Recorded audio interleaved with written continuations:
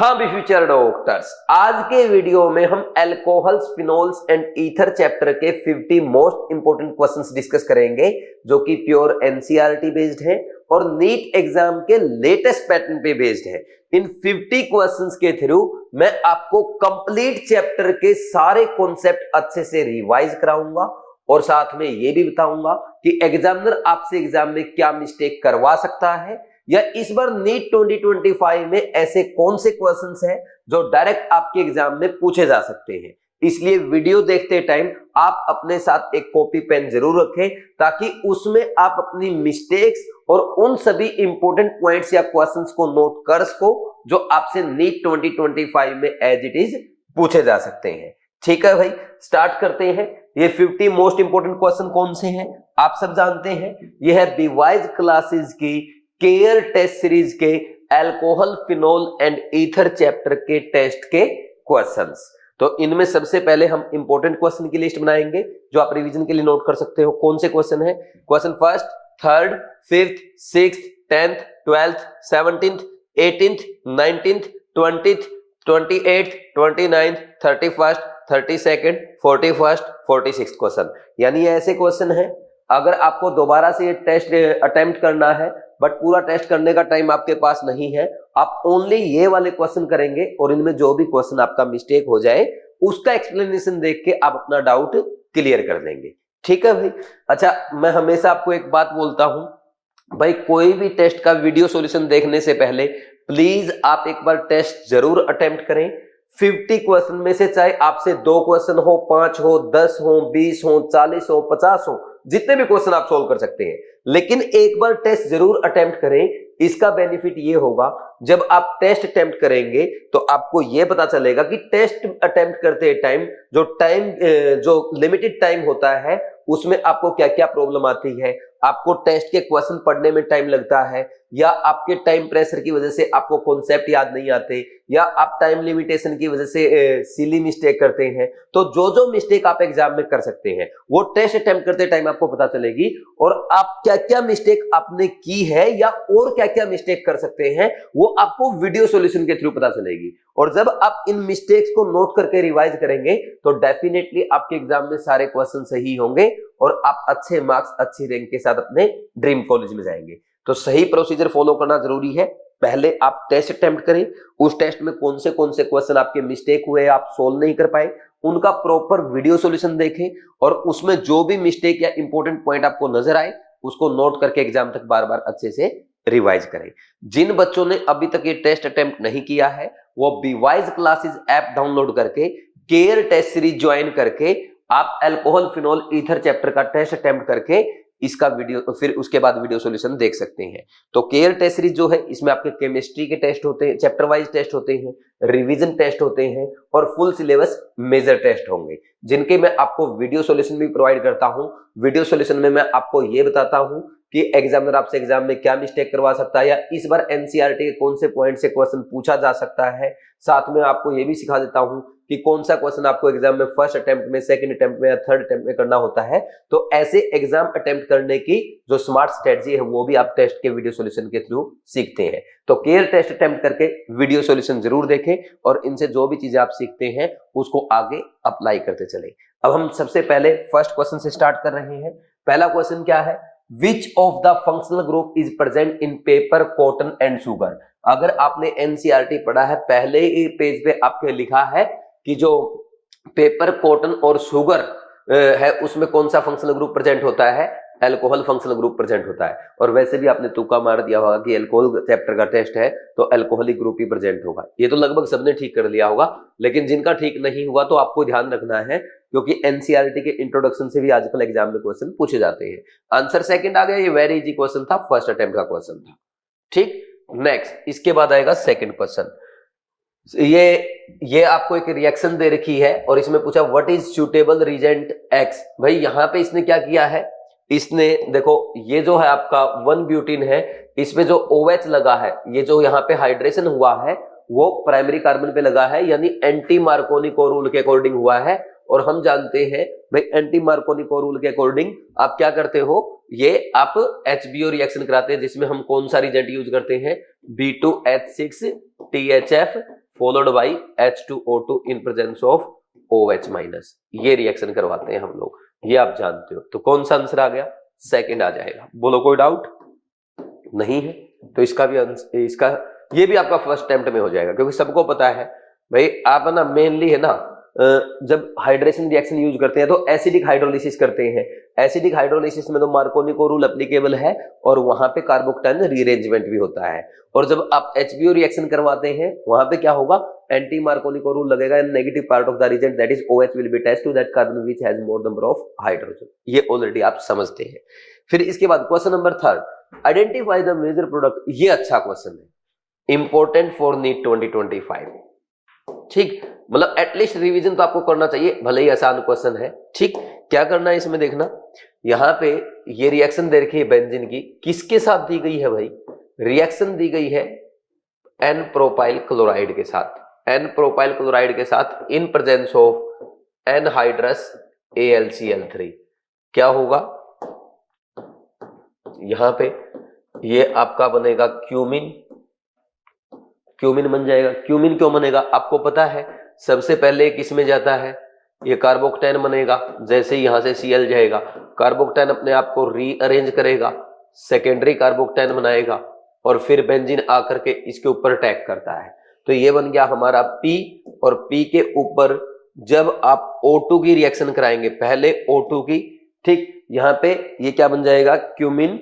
ये आपका isopropyl benzene जो बना है, तो यहां से इसका O2 के साथ रिएक्शन कराते हैं, ये ऐसा प्रोडक्ट बनता है। आपको याद होगा NCERT में भी दे रखा है। ठीक, ये बनता है, परोक्सी लिंकेज इसमें आता है। फिर इसकी रिएक्शन सेकंड इसने बोल दिया किसके साथ करवाएं? अच्छा, इसको ना लिखो मत अभी आप, क्योंकि यहाँ पे सीधा रिएक्शन दे रखा है, ये पूछ रखा, मैं फाइनल प्रोडक्ट बता रहा हूँ। लेकिन ये जरूर याद करना, ये बनता है जब आप किसकी? क्यूमिन की रिएक्शन कराएंगे O2 के साथ।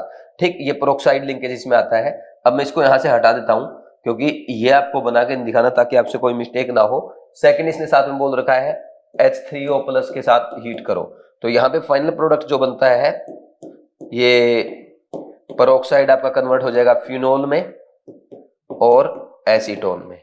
ये अगर आपका Q है तो इसको R बोल सकते हो। तो बताओ क्या आया, कौन सा आंसर आएगा? सबसे पहले जब हम बेंजीन की रिएक्शन N प्रोपाइल क्लोराइड के साथ कराएंगे तो N प्रोपाइल क्लोराइड में से Cl जाएगा, यहाँ पे प्राइमरी कार्बोक्टाइन बनेगा, वो अपने आप को रीअरेंज करेगा। रीअरेंज करने के बाद सेकेंडरी कार्बोक्टाइन बनता है, बेंजीन इस इलेक्ट्रोफाइल पे आकर के अटैक कर देगा, तो ये क्या बन जाता है? क्यूमिन बन जाता है, जिसको हम आइसोप्रोपाइल बेंजीन या 2-फिनाइल प्रोपेन भी कहते हैं। फिर जब हम इसकी क्यूमिन की रिएक्शन किसके साथ कराएंगे? O2 के साथ followed by H3O plus heat, तो क्या बनेगा? इसका फिनोल बनता है और एसीटोन बनता है। तो फिनोल और एसीटोन दोनों प्रोडक्ट आपको याद रखने, एग्जाम में पूछे जाते हैं। ये आपके एनसीईआरटी का क्वेश्चन है, डायरेक्ट एग्जाम में एज इट इज पूछा जा सकता है, इसलिए मैंने लिखा है इंपॉर्टेंट फॉर नीट 2025। कर लेंगे भाई। तो केयर टेस्ट सीरीज का ये भी बेनिफिट है, मैं आपको बता देता हूं कि ये क्वेश्चन है जो एज इट इज आपके एग्जाम में आ सकता है। तो ये आराम से आप सेकंड या थर्ड अटेम्प्ट में इस क्वेश्चन को कर सकते थे। इसका आंसर क्या आएगा देख लो भाई, इसका आंसर आ जाएगा आपका एसीटोन कौन से बन रहा है? लास्ट वाले में, फोर्थ आंसर आएगा, आंसर 4। और मेरे अकॉर्डिंग अगर आपको लग रहा टाइम सोचने में थोड़ा, तो सेकंड या थर्ड अटेम्प्ट तक ये क्वेश्चन जा सकता है, बाकी इजी क्वेश्चन था। ठीक, थर्ड हो गया। नेक्स्ट इसके बाद question number 4, which of the following trends are incorrect with properties mentioned. पहले में क्या लिखा इसने? सोल्यूबिलिटी। भाई पहले में क्या बोल रहा है? जैसे जैसे अल्काइल ग्रुप का साइज बढ़ रहा है सोल्यूबिलिटी घट रही है। बिल्कुल सही है, solubility inversely proportional to molecular weight होता है, क्योंकि अगर अल्काइल ग्रुप का साइज बढ़ेगा, अल्काइल ग्रुप हाइड्रोफोबिक होता है तो वो वाटर को रिपेल करेगा, तो अल्कोहल की सोल्यूबिलिटी घटेगी। नेक्स्ट, इथेनॉल से ज्यादा प्रोपेनॉल, प्रोपेनॉल से ज्यादा ब्यूटेनॉल, बॉइलिंग पॉइंट। बिल्कुल सही है, boiling point directly proportional to molecular weight होता है, जबकि boiling point inversely proportional to branching होता है। तो सेकंड भी सही है, ये दोनों सही हो गए। फिर इसके बाद पहले में देखा 1 ब्यूटेनॉल, फिर दूसरा दे रखा है आपका आइसोब्यूटाइल अल्कोहल और तीसरा दे रखा टर्सरी ब्यूटाइल अल्कोहल। तो as branching increase boiling point decrease. अच्छा, यहाँ पे इसने लिखा नहीं क्या है, ये यहाँ पे लिखा होना चाहिए था बॉइलिंग पॉइंट है, ये भी बॉइलिंग पॉइंट का ऑर्डर है।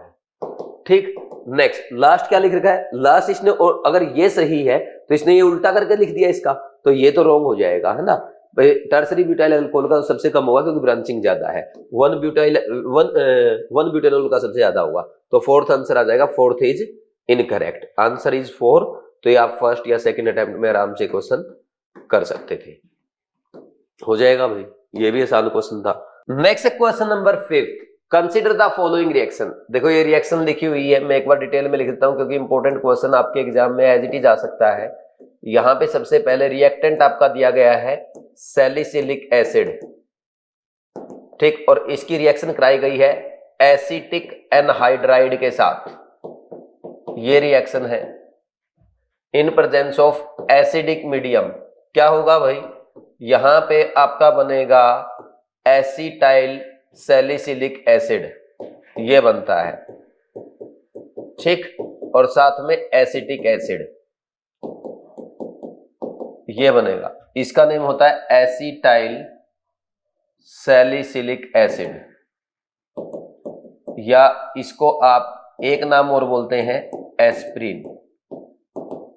एस्प्रिन के बारे में इंपॉर्टेंट पॉइंट क्या है, एस्प्रिन इज एनाल्जेसिक,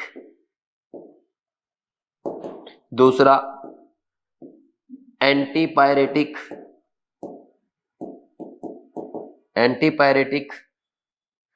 तीसरा एंटी इन्फ्लेमेटरी,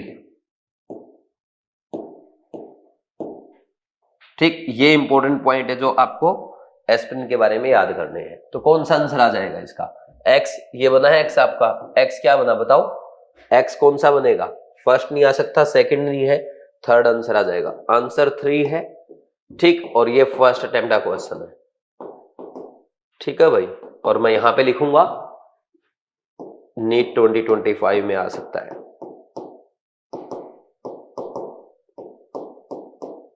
क्यों आ सकता है भाई, आईआईटी में आ चुका है, और खास बात क्या है, एनसीईआरटी में है, ठीक है ना। समझ आया कि नहीं आया? देखो मैंने बिल्कुल क्लियर लिख दिया है आपके सामने, बिल्कुल साफ साफ वर्ड्स में लिखा है। ये क्वेश्चन नीट 2025 में आ सकता है क्योंकि ये ऑलरेडी आईआईटी एडवांस में आ चुका है और एनसीईआरटी में भी है। क्या क्वेश्चन है, जब हम सैलिसिलिक एसिड की रिएक्शन एसिटिक एनहाइड्राइड के साथ कराएंगे इन प्रेजेंस ऑफ H+, तो क्या बनता है, एसिटाइल सैलिसिलिक एसिड बनता है, साथ में एसिटिक एसिड बनेगा। और एसिटाइल सैलिसिलिक एसिड का एक कॉमन नेम क्या होता है, एस्प्रिन। और एस्प्रिन की प्रॉपर्टी क्या क्या है भाई, एक तो ये एनाल्जेसिक है यानी पेन किलर है, दूसरा ये एंटीपायरेटिक है यानी ये टेम्परेचर को कम करता है, फीवर वगैरह में काम आता है, इसके अलावा ये एंटी इन्फ्लेमेटरी होता है। आईआईटी एडवांस ने क्या किया था, ये रिएक्शन एज इट इज दी थी और यहाँ पे ये बोला था कि ये जो प्रोडक्ट बन रहा है, which of the following property about the product is correct और इनकरेक्ट। तो ऐसे ही आपके एग्जाम में भी आ सकता है, which of the following property about the product x is incorrect, ऐसे पूछ सकता है एग्जामिनर। ऑप्शन लिख देगा, it is analgesic, it is antipyretic, it is anti inflammatory, और फोर्थ में लिख के दे देगा इट इज एंटीबायोटिक। तो इस टाइप से आपका एग्जाम में क्वेश्चन पूछा जा सकता है। कर लेंगे या नहीं कर लेंगे? देखो ये क्वेश्चन एनसीईआरटी में है, आईआईटी में आ चुका है, और मैं बोल रहा हूं 101% नीट 2025 में आने के पूरे चांसेस है। इसलिए ये क्वेश्चन आपको अच्छे से प्रिपेयर करके जाना चाहिए। और जो नहीं करके जाएंगे वो बोलेंगे यार ये एनाल्जेसिक, एंटीबायोटिक, एंटी इन्फ्लेमेटरी, ये तो केमिस्ट्री इन एवरीडे लाइफ का टॉपिक है जो कि सिलेबस से हट चुका है। फिर बोलना सिलेबस से हट चुका जब एग्जाम में आ जाए। ये साफ साफ आपके एनसीईआरटी में गिवन है, आप एनसीईआरटी में भी देख सकते हैं। देखो ये रही रिएक्शन, ये रिएक्शन लिख रखी है यहाँ पे एज इट इज, और ये लिख रखा aspirin possesses analgesic, anti inflammatory and antipyretic property. कर लेंगे ना भाई? ठीक, आगे बढ़ जाए। ये इंपॉर्टेंट क्वेश्चन है, किसी को नोट करना है वीडियो पॉज करके जल्दी से नोट कर लिया करो, फिर हम आगे बढ़ जाएंगे। और देखो भाई जो इंपॉर्टेंट पॉइंट मैं आपको बता रहा हूं, मान लीजिए मैंने आपको पूरे हर टेस्ट में ऐसे 5-5, 6-6 क्वेश्चन बताए, और हमने लगभग पूरी टेस्ट सीरीज में, जैसे किसी टेस्ट में लिखा कि नीट 2025 में आ सकता है, या कहीं पे मैंने आपको बोला एग्जामिनर आपसे एग्जाम में ये मिस्टेक करवा सकता है, या कहीं मैंने बोला कि ये क्वेश्चन नीट 2025 के लिए इंपॉर्टेंट, इसको रिवाइज जरूर करना। ऐसे मान लीजिए केयर टेस्ट सीरीज में हमने लगभग 200-250 पॉइंट तैयार कर लिए, और उन 200-250 पॉइंट में से आपको 20 पॉइंट्स या 20 क्वेश्चन भी एज इट इज देखने को अगर एग्जाम में मिल गए तो आपका कॉन्फिडेंस बहुत ज्यादा बढ़ जाएगा। क्योंकि एग्जाम में जब हमें 2 क्वेश्चन भी एज इट इज देखे हुए मिल जाते हैं, या 2 क्वेश्चन ऐसे मिल जाते हैं जिसमें हम मिस्टेक कर सकते थे, तो उससे हमारा कॉन्फिडेंस बहुत बढ़ता है। और जब आपका कॉन्फिडेंस बढ़ता है तब आपके क्वेश्चन सही होते हैं और जल्दी भी होते हैं, अच्छे मार्क्स आते हैं, अच्छी रैंक के साथ आप अपने ड्रीम कॉलेज में जाते हैं। तो इसलिए केयर टेस्ट सीरीज के टेस्ट अटेम्प्ट करके उनके वीडियो सॉल्यूशन देखने से आपको बेनिफिट मिलता है, चीजें सीखने को मिलती है, कैसे कैसे एग्जामिनर क्वेश्चन पूछ सकता है, किस एग्जाम में ऑलरेडी क्वेश्चन आ चुका है, एनसीईआरटी में है या नहीं है, आपको कौन से अटेम्प्ट में उसको स्लो करना चाहिए, ये सारी बातें आपको पता चलती है। ठीक, इसलिए टेस्ट सीरीज अटेम्प्ट करके वीडियो सॉल्यूशन जरूर देखा करो। Next question number 6, a bromoalkane X reacts with magnesium in dry ether to form Y. The reaction of Y with methanol followed by hydrolysis yield an alcohol having molecular formula C4H10. The compound X is. Very important question. Very important question for revision. ये भी exam के लिए important question है। क्यों important है अभी मैं आपको बताता हूं। देखो क्वेश्चन सोल्व करना सीखो। उसने क्या बोला है, एक bromo alkane X react with magnesium in dry ether to form compound Y. ये एक्स है, इसने रिएक्शन करी है, ब्रोमो एल्केन है, ये ब्रोमो एल्केन सीधा लिख दो, ये आरबीआर है, RBR react with MG in presence of dry ether, ठीक, टू फॉर्म वाई। ये एक्स था और ये वाई जो बनाया है वो क्या बनेगा, आप जानते हैं RMGBr बनेगा। अब क्या बोल रहे हैं, the reaction of Y with methanol followed by hydrolysis yield an alcohol having molecular formula C4H10। देखो यहां पे अगर हम रिएक्शन कराएं किसके साथ, HCHO के साथ फॉलोड बाय हाइड्रोलिसिस, तो क्या होगा आपको पता है। यहां पे सबसे पहले ये डेल माइनस है, ये इस पे डेल प्लस है, ये इसके ऊपर जाकर के अटैक करेगा और फिर यहाँ पे ये प्राइमरी अल्कोहल बना देता है। फॉर्मेल्डिहाइड के साथ जब भी रिएक्शन कराएंगे ग्रीनर एजेंट की followed by hydrolysis primary alcohol देता है। तो ये आपका क्या बन गया, इस कंपाउंड, ये जो कंपाउंड बन रहा है दिस इज C4H10O, यानी इसका मतलब ये क्या रहा होगा, this is primary alcohol containing 4 carbons. ये बना कि नहीं बना, और अगर ये बना है तो यहां पे क्या रहा होगा, दिस इज CH3CH2CH2MgBr, ठीक, और ये क्या रहा होगा, this is an propyl bromide. बताओ भाई कौन सा आंसर आया, एक्स आपसे पूछा था, 1 ब्रोमोप्रोपेन है कि नहीं, ये आंसर इज 3। तो देखो कितना अच्छा क्वेश्चन, ऐसे क्वालिटी क्वेश्चन भी आपको केयर टेस्ट सीरीज में मिलते हैं। ठीक, कर लेंगे ये आपका, मैं बोल सकता हूं फर्स्ट अटेम्प्ट में तो करने का फायदा है नहीं, क्योंकि पेपर में जब जल्दबाजी होती है कुछ ना कुछ मिस्टेक हो जाती है, तो इस क्वेश्चन को आप सेकंड या थर्ड अटेम्प्ट तक लेके जा सकते हैं। ठीक है, अच्छा क्वेश्चन है, कर लेंगे भाई, रिवीजन के लिए अच्छा क्वेश्चन है, ये नहीं कि इसको नोट करना है, लेकिन एक बार टेस्ट दोबारा से जब रिवाइज करोगे ऐसे क्वेश्चन को जरूर अटेम्प्ट करना चाहिए। Next question number 7, consider the following reaction, the correct increasing order of reactivity of alcohol with HX। देखो भाई ये अल्कोहल है, इसमें HX में क्या होगा, असल में यहाँ पे इस रिएक्शन में ये HX किसका काम कर रहा है, ये काम कर रहा है एसिड का, तो जो ज्यादा एसिडिक होगा उसी की तो रिएक्टिविटी ज्यादा होगी, तो रिएक्टिविटी का ऑर्डर क्या आ जाएगा, वेरी सिंपल है, HX में सबसे ज्यादा एसिडिक कौन है, HI, उससे कम HBr, उससे कम HCl, ये ऑर्डर आएगा कि नहीं आएगा, तो सबसे ज्यादा रिएक्टिविटी सेकंड की, answer is 2। Very easy question. ठीक, नेक्स्ट इसके बाद कौन सा आएगा, अच्छा ये कौन से अटेम्प्ट का हो गया, ये हमारा फर्स्ट अटेम्प्ट का क्वेश्चन था, क्योंकि बहुत आसान क्वेश्चन। ठीक, next question number 8, which of the following reaction takes place when vapours of primary और secondary alcohols are passed over heated copper at 573 kelvin. देखो सिंपल है, सीख लो भाई, जब हम अल्कोहल की रिएक्शन, देखो सबसे पहले मैं लिख देता हूं CH3CH2OH, यहां पे रिएक्शन कराओ कॉपर की 573 केल्विन के साथ। ठीक, तो इसमें क्या होगा, यहां से H जाएगा और यहां से H जाएगा, क्या बन जाएगा CH3CHO, ये होगा डिहाइड्रोजिनेशन। कौन सी रिएक्शन है ये, डिहाइड्रोजिनेशन रिएक्शन है, ये एग्जाम में पूछी जा सकती है। कई बच्चे इसको डिहाइड्रेशन लिख के आएंगे, अरे डिहाइड्रेशन होता तो यहां से ऑक्सीजन नहीं निकलता, ऑक्सीजन तो वही है, सिर्फ 2 हाइड्रोजन एटम गए हैं। ठीक, प्राइमरी अल्कोहल से क्या बन गया, एल्डिहाइड, और यहीं अगर सेकेंडरी अल्कोहल होता, सेकेंडरी अल्कोहल के केस में क्या हो जाता, कॉपर 573 के केल्विन पे क्या कर देता, इसका भी डिहाइड्रोजनेशन करके कीटोन बना देता, ये सेकेंडरी अल्कोहल से कीटोन बन गया।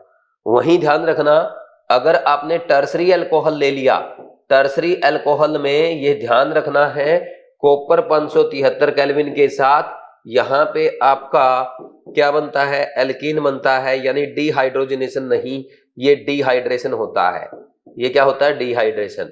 जबकि इन दोनों रिएक्शन में क्या हो रहा है, dehydrogenation. Very very important, exam में आ सकता है, नीट 2025 में आ सकता है, यहां से क्वेश्चन आ सकता है ना, कर लेंगे ना भाई।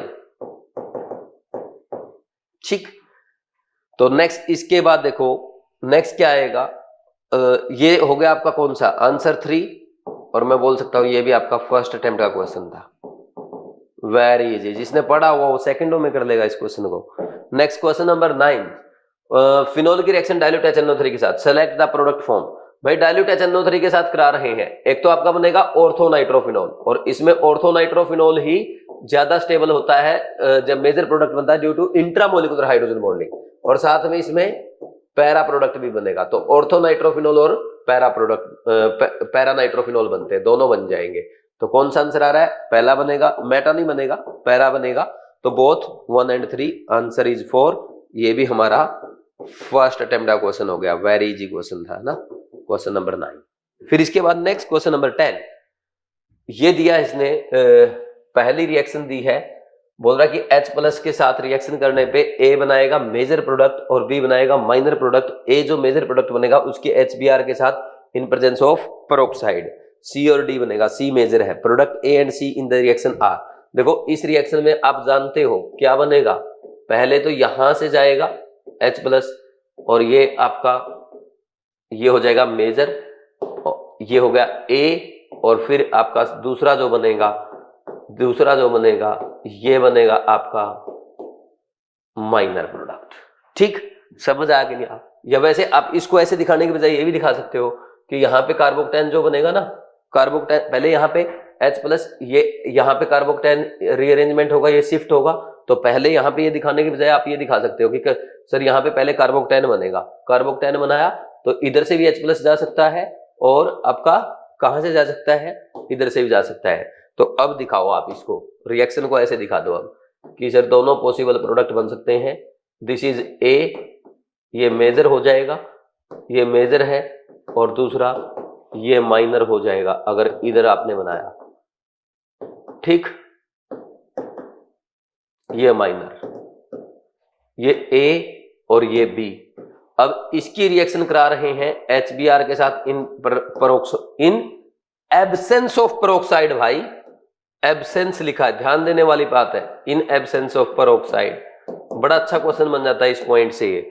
ठीक, तो क्या होगा इसमें, आपका मार्कोनी को रूल लगेगा, क्योंकि प्रेजेंट नहीं एब्सेंस बोला उसने, तो यहां भी Br आएगा, negative part of the reagent will be attached to that carbon which has less number of hydrogen, और मेजर दूसरे कार्बन पे लग जाएगा, सॉरी माइनर,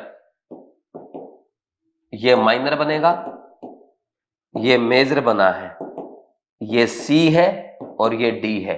अब चेक कर लो A और C कौन सा बन रहा है आपका, A और C चेक करना, A और C, A तो ये हो गया और C ये हो गया, आंसर 3 आ जाएगा। आंसर 3 ये भी आपका सेकंड या थर्ड अटेम्प्ट का क्वेश्चन था। समझ आया कि नहीं आया, बोलो कोई डाउट है क्या? Good question for revision, good question for revision. NEET 2025 में आ सकता है, ये भी नीट 2025 में आ सकता है, लिख लेना बेशक।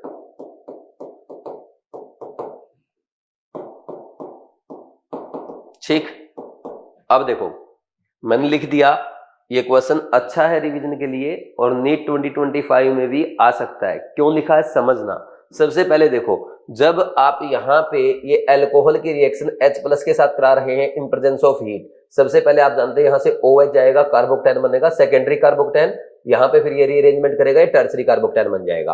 अब दो पॉसिबल प्रोडक्ट बन सकते हैं, एक तो H+ बीटा H यहाँ से निकले, एक यहाँ से निकले, तो इन दोनों केस में एक ये बन गया, एक ये बन गया, तो ये वाला मेजर एल्कीन बनेगा अकॉर्डिंग टू सेट्जेफ रूल, और ये माइनर एल्कीन बनता है। ठीक, फिर जो A है उसके ऊपर रिएक्शन कराई गई HBr के साथ, और ध्यान देने वाली बात ये है इन एब्सेंस ऑफ पेरोक्साइड। नहीं तो पेरोक्साइड देखते ही हमारा दिमाग में पता क्या आता है, अच्छा पेरोक्साइड दिया है एंटी मार्कोनिको होगा, लेकिन उसने लिखा है इन एब्सेंस ऑफ पेरोक्साइड। ध्यान दें, यहाँ पे ध्यान दें। तो अब आप क्या करोगे, यहाँ पे HBr in absence of peroxide यानी मार्कोनिको रूल लगेगा, negative part of the reagent that is Br will be attached to that carbon which has less number of hydrogen, क्योंकि ए के साथ रिएक्शन करा रहे ना, तो लेस नंबर ऑफ हाइड्रोजन इसके पास है, तो इसके Br लग गया ये मेजर, और दूसरे के जब लगेगा वो माइनर। तो ए और सी उसने पूछा था, दोनों मेजर प्रोडक्ट पूछे थे, तो ए और सी आप आराम से बता सकते हैं। तो इस पे जरूर ध्यान देना। एग्जामिनर चाहे तो इसमें ये भी चेंज कर सकता है, ए इसका मेजर पूछ लिया, इस रिएक्शन का माइनर पूछ लिया, ऐसे भी चेंज एग्जामिनर कर सकता है। समझे कि नहीं समझे?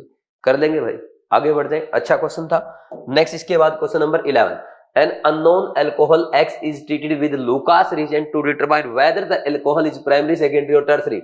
The type of alcohol that react fastest with its mechanism is। देखो भाई, अगर हम यहाँ पे ये टर्सरी अल्कोहल है, टर्सरी अल्कोहल लूकास रिएजेंट के साथ जो रिएक्शन देता है, लूकास रिएजेंट के साथ जो रिएक्शन देगा वो इमीडिएटली देगा 2 से 3 सेकंड में, 2 से 3 सेकंड में वाइट टर्बिडिटी आती है ना, हम जानते ही ये। अब इस रिएक्शन में टर्सरी अल्कोहल इतनी फास्ट रिएक्शन क्यों देता है? क्योंकि ये स्टेबल कार्बोक्टेन बनाएगा, और स्टेबल कार्बोक्टेन बनाएगा तो मैकेनिज्म कौन सा होगा? SN1 मैकेनिज्म होगा, tertiary alcohol by SN1 mechanism. अच्छा क्वेश्चन है ये, आपका प्रैक्टिकल बेस्ड क्वेश्चन होगा, ये भी एग्जाम के लिए इंपॉर्टेंट क्वेश्चन है, एज इट इज पूछा जा सकता है। आंसर 4, और ये हमारा फर्स्ट अटेम्प्ट का या सेकंड अटेम्प्ट का क्वेश्चन आप इसको बोल सकते हैं। ठीक, next 12th, a methanol poison patient is treated by giving intravenous infusion of diluted ethanol. देखो थियोरेटिकल क्वेश्चन है, नीट 2025 में एज इट इज आ सकता है, नीट 2025 में आ सकता है। क्यों आ सकता है भाई? पहली बात तो ये है कि ये ऑलरेडी जेईई मेंस में आ चुका है और आपके अल्कोहल फिनोल वाली एनसीईआरटी में गिवन है। ठीक, जेईई मेंस में आ चुका है, एनसीईआरटी में है, तो नीट 2025 में भी आ सकता है। और थियोरेटिकल क्वेश्चन है, आजकल 1-2 क्वेश्चन एग्जामिनर आपके एग्जाम में पूछ भी रहा है। पढ़ो क्या क्वेश्चन है। A methanol poison patient is treated by giving intravenous infusions of diluted ethanol. The enzyme responsible for oxidation of aldehyde to acid is swamped, allowing time for liver to excrete methanol, kidneys to excrete methanol, liver to excrete methanol, kidneys to excrete methanol। क्या answer आएगा इसका? इसका answer आएगा second. क्यों? क्योंकि भाई methanol की वजह से तो क्या होता है? अल्कोहल पॉइजनिंग होती है ना।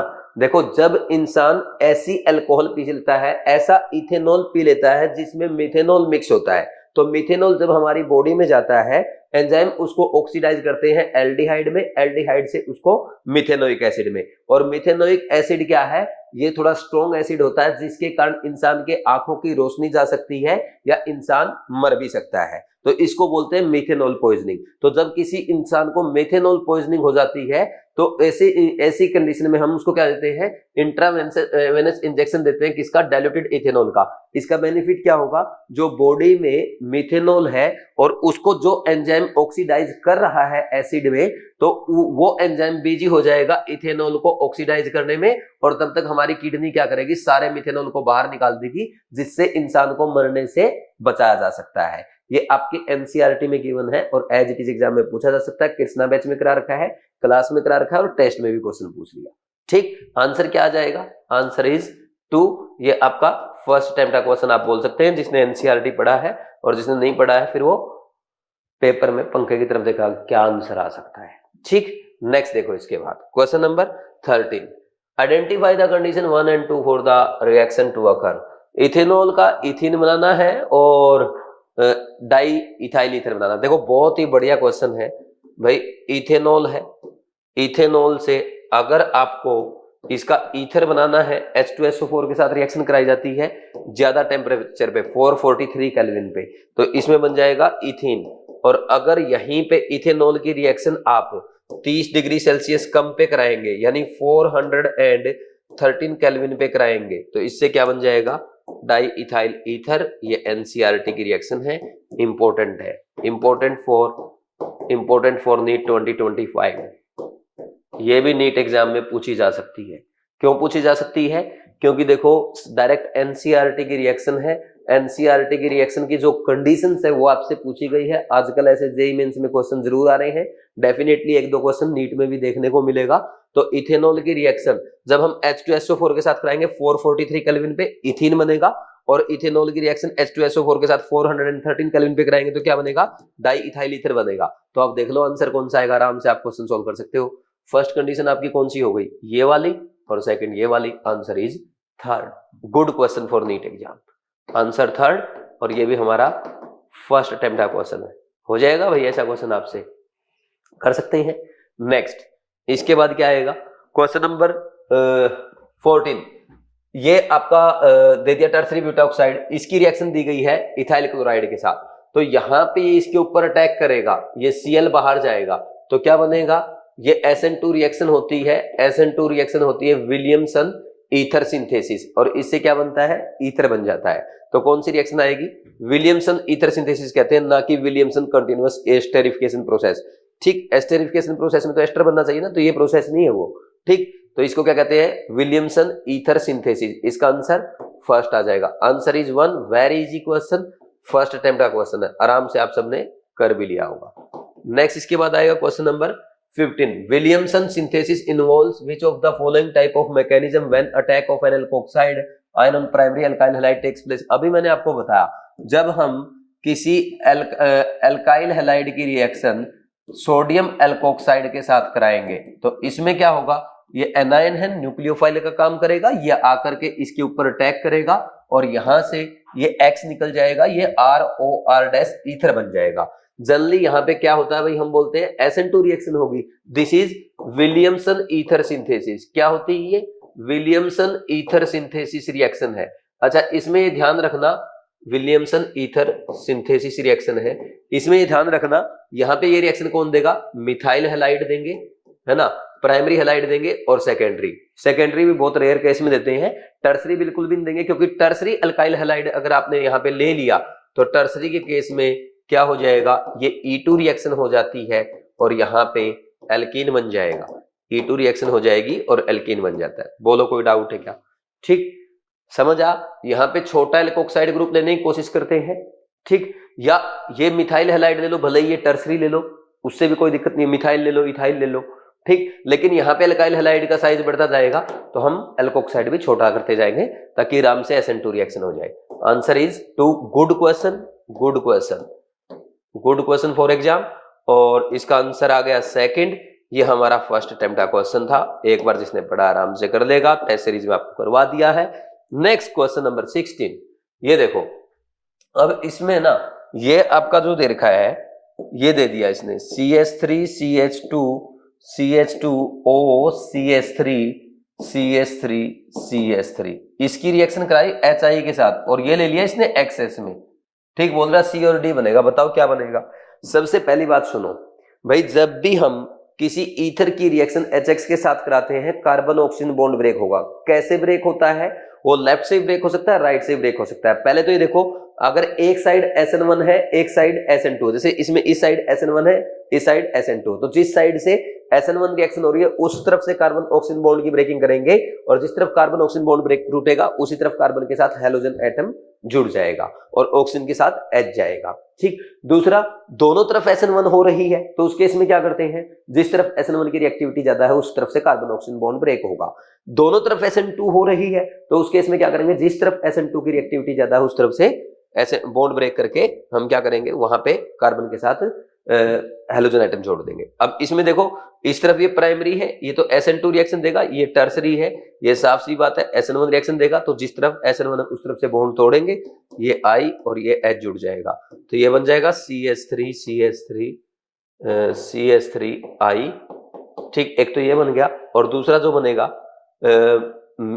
प्रोपेनॉल, अगर इसकी रिएक्शन HI के साथ कराएंगे एक्सेस में है ना, तो सीधा, अच्छा ये प्राइमरी अल्कोहल जो होते हैं वो HI HBr के साथ रिएक्शन करके रीअरेंजमेंट नहीं करते, सीधा अल्कोहल का OH हटेगा और वहां पे हेलोजन आ जाएगा। ठीक, तो ये दो प्रोडक्ट बन गए आपके CND, ये हमारे CND है। ठीक, कर लेंगे भाई ऐसे। अब देखो कौन सा आंसर आ रहा है, दोनों में आयोडाइड बनेगा, ये बन गया है ना, N प्रोपाइल आयोडाइड और tertiary butyl iodide. Answer is 1। ये आपका फर्स्ट अटेम्प्ट का क्वेश्चन था, आराम से आप कर सकते हो। ठीक, इजी क्वेश्चन है। नेक्स्ट इसके बाद आएगा 16 के बाद question number 17। The acid catalyse hydration of alkene involves the following 3 steps. देखो आने वाले टाइम पे इस पैटर्न के क्वेश्चन भी एग्जाम में पूछे जाएंगे। हम रिएक्शन से रट के जाएंगे, रीजेंट रट के जाएंगे, आप पूरी की पूरी एज इट इज सारी एनसीईआरटी की रिएक्शन रट के जाएंगे, लेकिन एग्जामिनर क्या पूछ लेगा, भाई जो रिएक्शन हुई है उसके स्टेप्स का क्या सीक्वेंस होना चाहिए, जैसे कि इस क्वेश्चन में आपसे टेस्ट में पूछा गया है। तो इसमें देखो क्या है भाई, अगर हम एसिड कैटालाइज हाइड्रेशन करते हैं किसी भी एल्कीन का, तो एल्कीन का हाइड्रेशन करते टाइम सब एसिड कैटालाइज हाइड्रेशन में सबसे पहले क्या होता है, सबसे पहले भाई प्रोटोनेशन होता है एल्कीन का, H+ पे अटैक करती है एल्कीन जाकर के, ये पहला स्टेप होता है। इसमें क्या बनेगा, ये कार्बोक्टेन बनता है पहले, फिर कार्बोक्टेन बनने के बाद सेकंड स्टेप में वाटर आकर के इसके ऊपर अटैक करता है ऐसे, और वाटर जब अटैक करेगा यहाँ पे हाइड्रोनियम आयन बनता है, और हाइड्रोनियम आयन बनने के बाद फिर तीसरे स्टेप में इसका डीप्रोटोनेशन होता है, यहां से H+ निकल जाएगा और फिर ये अल्कोहल बन जाएगा। तो अब आप देख सकते हैं कौन से 3 स्टेप है,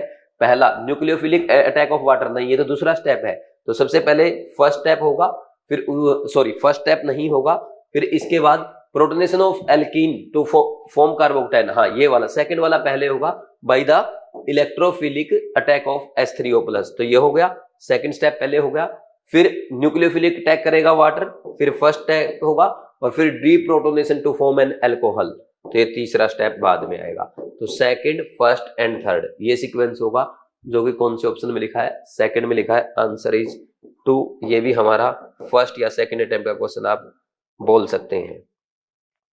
ठीक, गुड क्वेश्चन फॉर नीट 2025। ठीक, ये देखो ये क्वेश्चन भी नीट 2025 के लिए इंपॉर्टेंट क्वेश्चन, ऐसे क्वेश्चन आपके एग्जाम में आ सकते हैं। क्या है भाई, सीधी रिएक्शन पूछने की बजाय आपसे रिएक्टेंट रीजेंट प्रोडक्ट से इंफॉर्मेशन पूछने की बजाय उसने रिएक्शन के स्टेप्स आपसे पूछा, और ये स्टेप देकर पूछा कि वो स्टेप्स का सीक्वेंस क्या होगा। जब हम एल्कीन का क्या करते हैं, एसिड कैटालाइज हाइड्रेशन करते हैं, तो स्टेप्स क्या होते हैं, सबसे पहले स्टेप में जो एल्कीन है वो H+ पर जाकर के अटैक करेगी, कार्बोक्टेन बनेगा, फिर दूसरे स्टेप में उस कार्बोक्टेन पे वाटर एज ए न्यूक्लियोफाइल क्या करता है, आकर के अटैक करता है, फिर तीसरे स्टेप में यहां से वाटर का जो H+ है इसका डीप्रोटोनेशन हो जाएगा, H+ निकल जाएगा और अल्कोहल बन जाएगा। तो ये स्टेप है। तो पहले सबसे पहले प्रोटोनेशन ऑफ एल्कीन आएगा, फिर न्यूक्लियोफिलिक अटैक ऑफ वाटर होगा, फिर डीप्रोटोनेशन होगा अल्कोहल बनाने के लिए। सेकंड, फर्स्ट एंड थर्ड ऐसे ध्यान रखना है। अच्छा क्वेश्चन है, नीट एग्जाम में पूछे जाने लायक क्वेश्चन है, क्योंकि एनसीईआरटी के स्टेप्स आपको गिवन है, ये एनसीईआरटी में एज इट इज आ सकता है, कर लेंगे भाई अगर ऐसी एज इट इज आता तो। नेक्स्ट है भाई क्वेश्चन नंबर 18। ये अच्छा क्वेश्चन है, नीट 2025 में आ सकता है, लिख लो बेशक, नीट 2025 में आएगा, मैं डायरेक्ट लिख देता हूं, ये क्वेश्चन नीट 2025 में एज इट इज पूछा जाएगा। क्यों पूछा जाएगा, क्योंकि केयर टेस्ट में जिस भी बच्चे ने क्वेश्चन अटेम्प्ट किया होगा उनमें से मोस्ट ऑफ द स्टूडेंट ने क्वेश्चन मिस्टेक भी किया होगा, और मिस्टेक इतनी छोटी है आप भी कर सकते हैं। जो बच्चे करना चाहते हैं एक बार इस क्वेश्चन को पॉज करके ट्राई कर सकते हैं, जल्दी से सोल्व करो। देखो क्या है, identify the minor product formed in the reaction given by marking the correct option from the codes given below. तो यहाँ पे एनिसोल की रिएक्शन कराई गई है, किसके साथ, मिथाइल क्लोराइड के साथ इन प्रेजेंस ऑफ एनहाइड्रस AlCl3, ये एसिटाइल क्लोराइड है, और यहाँ पे H2SO4 HNO3, तीनों में क्या हो रही है, ESR रिएक्शन हो रही है। आपको पता है ऑर्थो और पैरा प्रोडक्ट बनेगा, ऑर्थो माइनर होता है और पैरा मेजर होता है। तो आप में से मोस्ट ऑफ द स्टूडेंट्स ने कौन सा आंसर लगाया होगा, फर्स्ट वाला लगाया होगा, लेकिन इसका फर्स्ट आंसर नहीं है, सेकंड आंसर है। सेकंड क्यों है, क्योंकि क्वेश्चन ध्यान से पढ़ो, यहाँ पे आपसे माइनर प्रोडक्ट पूछा गया है, ना कि मेजर प्रोडक्ट। और ऐसी मिस्टेक जो मैंने आपसे केयर टेस्ट में करवाई है, यही सेम मिस्टेक एग्जामिनर आपसे एग्जाम में करवाता है और इस बार करवा सकता है, इसलिए मैंने लिखा कि नीट 2025 में एज इट इज आएगा। तो ध्यान देना कि मेजर नहीं पूछा गया, आपसे माइनर पूछा गया है, और माइनर क्या बनेगा, ऑर्थो पे इलेक्ट्रोफाइल आएगा। कर लेंगे भाई, एनसीईआरटी का क्वेश्चन है डायरेक्ट। ठीक, तो इसमें देखो, इसमें दोनों बना देना, अब तो कर ही लोगे, मैं डायरेक्ट आंसर लगा देता हूं, इसमें बताने वाली बात तो है ही नहीं कोई। ऑर्थो प्लस पैरा बनेंगे सब में, ये माइनर होता है और ये मेजर होता है, इसमें तो अब किसी को कोई डाउट होगा ही नहीं। तो कौन सा आंसर आ गया, सेकंड, आंसर इज 2। ये आपका फर्स्ट या सेकंड अटेम्प्ट का क्वेश्चन आप बोल सकते हैं, बाकी फर्स्ट अटेम्प्ट में तो मोस्ट ऑफ द स्टूडेंट्स ने इसको मिस्टेक भी किया होगा। ठीक, नेक्स्ट क्वेश्चन नंबर 19।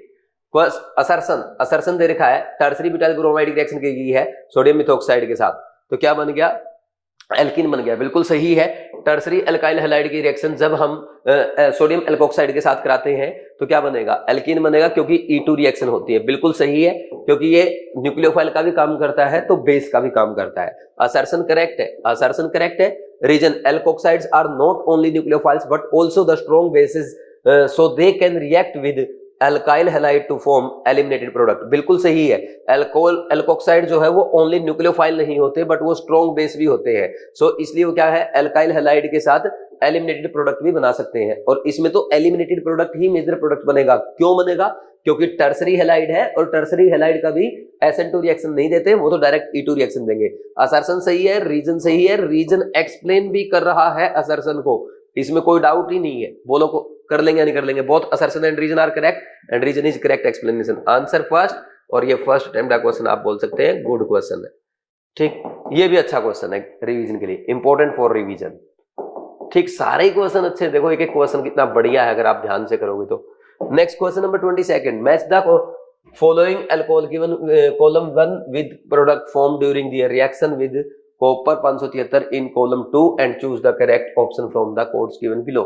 भाई क्या बोल रहा है, आप जानते हैं, मैंने थोड़ी देर पहले भी आपको बताया है, जब हम प्राइमरी अल्कोहल की रिएक्शन कॉपर के साथ कराएंगे एट 573 केल्विन, तो इसमें क्या होगा, डिहाइड्रोजिनेशन होगा और एल्डिहाइड बनेगा। वहीं सेकेंडरी अल्कोहल की रिएक्शन जब कॉपर के साथ 573 केल्विन पे कराएंगे, हीट करेंगे, तो सेकेंडरी अल्कोहल भी क्या करेगा, डिहाइड्रोजिनेशन करके कीटोन बनाएगा। लेकिन टर्सरी अल्कोहल के केस में क्या होता है, यहाँ पे टर्सरी अल्कोहल के केस में डिहाइड्रेशन हो जाता है, पानी निकल जाता है और क्या बन जाता है, एल्कीन बन जाता है। ये थोड़ी देर पहले भी मैंने आपको बताया था। क्या आंसर आ जाएगा, प्राइमरी अल्कोहल क्या देगा, एल्डिहाइड यानी 3, सेकेंडरी क्या देगा, कीटोन, और टर्सरी क्या देगा, एल्कीन। तो 3 1 2 कहां आ रहा है आंसर, आंसर इज फर्स्ट। और ये NCERT का क्वेश्चन है, एग्जाम में आ सकता है, फर्स्ट अटेम्प्ट का क्वेश्चन है, इजी क्वेश्चन है। बोलो कोई डाउट नहीं होना चाहिए भाई ऐसे आपको। ठीक, इसके बाद कौन सा क्वेश्चन आएगा, विच of the following compound is chiral, इनमें से कौन सा कंपाउंड कायरल है। भाई यहाँ पे 3 पेंटेनॉल चेक करो बना करके, 3 पेंटेनॉल में कोई कायरल कार्बन आया क्या, नहीं, ये 1 तो नहीं है। दूसरा देखो 1 पेंटेनॉल भी नहीं है, क्योंकि 1 पेंटेनॉल में भी कोई कायरल सेंटर नहीं बन रहा है, और यहाँ पे मैंने एक कार्बन कम लगाया तो बढ़ा लो। Next 3 methyl butanol, 3 methyl butane 1-ऑल, दिस इज 3 मिथाइल ब्यूटेन 1-ऑल, इसमें भी कोई ऐसा कार्बन नहीं है जहां पे कायरल सेंटर बन रहा हो। चौथा 3 मिथाइल ब्यूटेन 2-ऑल, ये 3 मिथाइल ब्यूटेन 2-ऑल, ये देखो भाई, ये जिस कार्बन पे OH लगा वो कायरल सेंटर है, तो ये क्या हो जाएगा, कायरल कार्बन हो जाएगा, ये मॉलिक्यूल कायरल हो जाएगा। Answer is fourth, answer is fourth. Very very easy question. ये हमारा फर्स्ट या ज्यादा से ज्यादा सेकंड अटेम्प्ट का क्वेश्चन है। अगर आपको स्ट्रक्चर बनाने में टाइम लग रहा है, ठीक, वैसे फर्स्ट अटेम्प्ट में ऐसे क्वेश्चन हो जाते हैं। Next question number 22, the final product in this reaction is, बोल रहा है कि आप फिनोल की रिएक्शन कराओ किसके साथ, क्लोरोफॉर्म प्लस NaOH के साथ, तो यहाँ पे क्या बनेगा, सैलिसैल्डिहाइड बनता है, इसमें तो कोई डाउट है ही नहीं, ये तो हमारी राइमर टाइमन रिएक्शन है। ठीक, इसमें ऑर्थो और पैरा दोनों प्रोडक्ट बनते हैं, लेकिन ऑर्थो मेजर प्रोडक्ट होता है due to intramolecular hydrogen bonding, और डाइक्लोरोकार्बन इसका इलेक्ट्रोफाइल होता है जो इंटरमीडिएट होता है। Answer is 1, this is Reimer Tiemann reaction. Very easy, first attempt का क्वेश्चन था, ऑलरेडी पहले नीट एग्जाम में कई बार आ चुका है। ठीक, next question number 23, assertion phenol forms 2,4,6 tribromophenol on treatment with Br2 water at 273 kelvin. बिल्कुल सही बात है, फिनोल की रिएक्शन जब हम किसके साथ कराते हैं, Br2 के साथ कराएंगे इन प्रेजेंस ऑफ वाटर, तो यहाँ पे क्या हो जाता है, यहाँ पे आपका बन जाएगा 2,4,6 ट्राइब्रोमोफिनोल, दिस इज व्हाइट PPT। ये टेस्ट ऑफ फिनोल में भी यूज किया जा सकता है रिएक्शन। ठीक, ऐसा क्यों होता है, क्योंकि यहाँ पे फिनोल है ना, वाटर के साथ क्या करता है, वाटर जो है इसके H+ को निकाल लेता है और ये फिनोक्साइड आयन बन जाता है, और इस फिनोक्साइड आयन के बनने की वजह से ऑर्थो और पैरा पोजीशन पे इलेक्ट्रॉन डेंसिटी बहुत ज्यादा बढ़ जाता है, जिसके कारण तीनों पोजीशन पे सब्स्टिट्यूशन होने लगता है, और फिनोल ब्रोमीन वाटर के साथ ट्राइब्रोमो सब्स्टिट्यूटेड प्रोडक्ट देता है। तो असर्शन तो बिल्कुल सही है, कोई डाउट ही नहीं है। Next, phenol is ortho para directing. देखो फिनोल ऑर्थो पैरा डायरेक्टिंग है, इसमें कोई डाउट नहीं है, क्योंकि इस पे जो OH में +M ग्रुप लगा है, this is ortho para director. ये क्या होता है, ऑर्थो पैरा डायरेक्टर होता है, but this is not the reason for the assertion. क्यों? क्योंकि असर्शन सही है, रीजन भी सही है, और रीजन यहाँ पे एक्सप्लेन नहीं कर रहा असर्शन को। क्यों एक्सप्लेन नहीं कर रहा? क्योंकि असर्शन का रीजन ये है भाई, फिनोल वाटर की प्रेजेंस में, फिनोल वाटर की प्रेजेंस में फिनोक्साइड आयन में कन्वर्ट हो जाता है, जिसके कारण यहाँ पे एनायनिक फॉर्म के कारण, फिनोक्साइड आयन होने के कारण ऑर्थो और पैरा तीनों पोजीशन पे इलेक्ट्रॉन डेंसिटी बहुत ज्यादा बढ़ जाएगी और तीनों पोजीशन पे सब्स्टिट्यूशन हो जाता है। ठीक, अगर यही रिएक्शन आप फिनोल की Br2 के साथ कराएंगे इन प्रेजेंस ऑफ CH2, तो ऑर्थो और पैरा प्रोडक्ट बनेंगे, क्योंकि फिनोल में OH+M है, उसमें ट्राइब्रोमो प्रोडक्ट नहीं बनता। क्यों? क्योंकि वहां पे फिनोक्साइड आयन नहीं बन पाता। तो इसकी वजह से ट्राइब्रोमो प्रोडक्ट बना है, ना कि OH ग्रुप की वजह से। तो assertion reason both are correct, but reason not explain assertion, reason doesn't explain assertion. ठीक, कर लेंगे भाई। ये आपका आंसर 2 आ गया, फर्स्ट अटेम्प्ट का क्वेश्चन है। ठीक, good question, good question for exam, exam के लिए अच्छा क्वेश्चन आप बोल सकते हैं, एग्जाम में आ भी सकता है। ठीक, नीट 2025 में एज इट इज पूछा जा सकता है, हो जाएगा। Next question number 24। Ethanol PCl5 के साथ रिएक्शन करता है, PCl5 के साथ रिएक्शन करेगा तो क्या बनाएगा? इथाइल क्लोराइड बनाएगा, इसमें किसी को कोई डाउट है नहीं। इथाइल क्लोराइड जब रिएक्शन करेगा अल्कोहलिक KOH के साथ, ये इथीन बनाएगा, और इथीन H2SO4 के साथ रिएक्शन करेगा फॉलोड बाई वाटर, तो इसमें क्या बन जाएगा? वापिस इथेनॉल बन जाएगा। तो इसने Z प्रोडक्ट पूछा है, क्या बनता है? तो Z क्या बनेगा? Z इज 4, कोई डाउट ही नहीं इसमें, answer is 4। Very very easy question, room temperature में वैसे रिएक्शन दे रखी है। ठीक, कर लेंगे भाई। Next question number 25। अच्छा, ये तो लिखा ही नहीं मैंने कौन से अटेम्प्ट का है, फर्स्ट अटेम्प्ट का क्वेश्चन था ये आपका। Very very easy question. Question number 25, the boiling point of orthonitrophenol is higher than that of paranitrophenol is than higher than that of orthonitrophenol. बिल्कुल सही है भाई, ऑर्थोनाइट्रोफिनॉल जो है इससे ज्यादा बॉइलिंग पॉइंट होता है किसका? पैरानाइट्रोफिनॉल का, क्योंकि ऑर्थोनाइट्रोफिनॉल इंट्रामोलिकुलर हाइड्रोजन बॉन्डिंग करेगा, इसमें तो इंट्रामोलिकुलर हाइड्रोजन बॉन्डिंग होती है, जबकि हमारा पैरानाइट्रोफिनॉल जो है, पैरानाइट्रोफिनॉल में क्या है? ये इंटरमोलिकुलर हाइड्रोजन बॉन्डिंग करता है, इंटर, और इसीलिए इसका बॉइलिंग पॉइंट ज्यादा है। बॉइलिंग पॉइंट ऑर्थोनाइट्रोफिनॉल से पैरा का ज्यादा है, जबकि वेपर प्रेशर ऑर्थो का ज्यादा होता है, जो कि बॉइलिंग पॉइंट का उल्टा होता है। तो क्या लिखेंगे? बिकॉज इंट्रामोलिकुलर हाइड्रोजन बॉन्डिंग नहीं, NO2 group at para position behave in a different way from that at ortho position, नहीं, ये भी आंसर नहीं है। Paranitrophenol has a higher molecular weight, no, there is intermolecular hydrogen bonding in paranitrophenol, this is the correct explanation, answer is 4, और ये इसका, ये हमारा फर्स्ट अटेम्प्ट का क्वेश्चन है।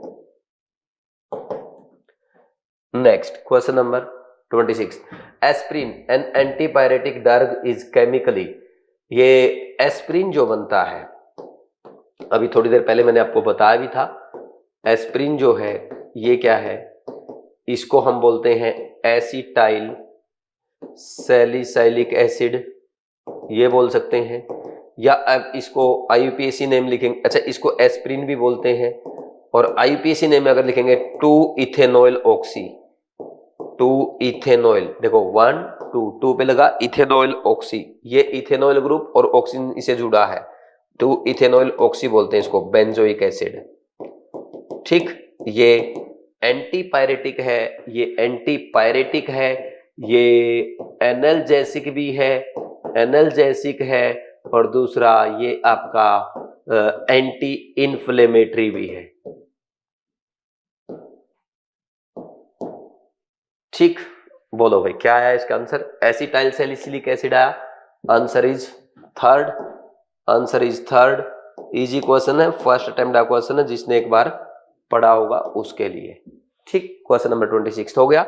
Next question number 27, phenol react with bromine in chloroform at low temperature to give. देखो भाई, phenol की रिएक्शन किसके साथ कराई आपने?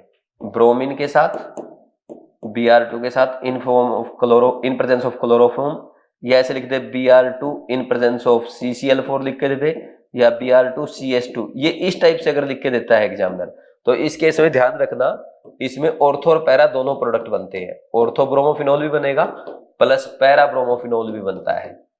ठीक, ये इंपॉर्टेंट है और ये माइनर होता है और इसका पैरा हमेशा मेजर होता है। वहीं अगर हम ये रिएक्शन इसकी ब्रोमीन वाटर के साथ करवाते हैं तो वाटर की प्रेजेंस में फिनोल कन्वर्ट हो जाता है फिनोक्साइड आयन में, और फिनोक्साइड आयन में कन्वर्ट होने के कारण इसके ऑर्थो और पैरा पोजीशन पे इलेक्ट्रॉन डेंसिटी बहुत बढ़ जाती है, जिसके कारण ये ट्राई ब्रोमो प्रोडक्ट बनाता है जो कि व्हाइट पीपीटी देता है। ठीक, ये आ जाएगा। बताओ अब mixture of ortho and para bromophenol हो जाएगा ऊपर वाले में, तो आंसर इज 2। ये एनसीईआरटी में है, इन दोनों में से कौन सा भी पॉइंट आपसे पूछा जा सकता है। कर लेंगे भाई, answer is 2। Very easy question, ये हमारे लिए फर्स्ट अटेम्प्ट का क्वेश्चन था। ठीक, next question number 28। Which of the following compound can be used as antifreeze in automobile radiators. Direct ये देखो, ये डायरेक्ट आपके एनसीईआरटी की लाइन है, डायरेक्ट एनसीईआरटी से पूछा गया है। और ऐसे थियोरेटिकल क्वेश्चन आजकल जेईई मेंस एग्जाम में पूछे जा रहे हैं, तो हो सकता है जेईई मेंस में जैसे आजकल थियोरेटिकल क्वेश्चन आ रहे हैं, नीट 2025 में भी एज इट इज पूछे जाए। तो ये इंपॉर्टेंट लाइन है, एनसीईआरटी की लाइन है, आपको याद रखनी है।